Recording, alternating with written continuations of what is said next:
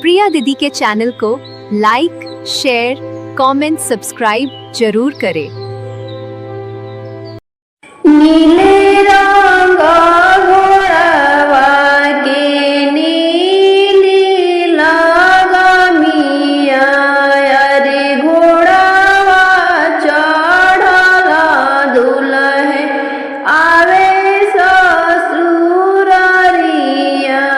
अरे घोड़ावा चढ़ला दुल्हे आवे ससुरारिया।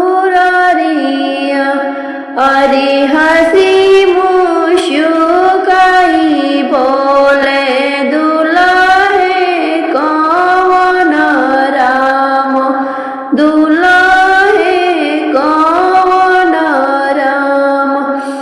अरे विदा कर सासू अपने आँखी के पुतरिया, अरे विदा कर सासू अपने आँखी के पुतरिया। अरे कैसे विदा करी बेटा आँखी के पुतरिया, अरे कैसे विदा करी बेटा आँखी के पुतरिया।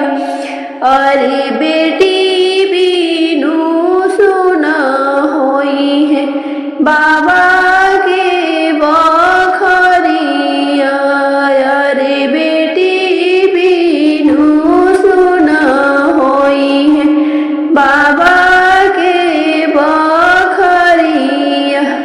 अरे दीनावा हरेली बेटी भूखिया पियसिया, अरे रतिया हरेली धिया आँखिया के नींदिया, अरे रतिया हरेली धिया आँखिया के नींदिया। अरे चिरोई से पहिले जगाई हमके धियावा, अरे कुकुर के जस बेटी सोवही नींदिया, अरे कुकुर के जस बेटी सोवही नींदिया।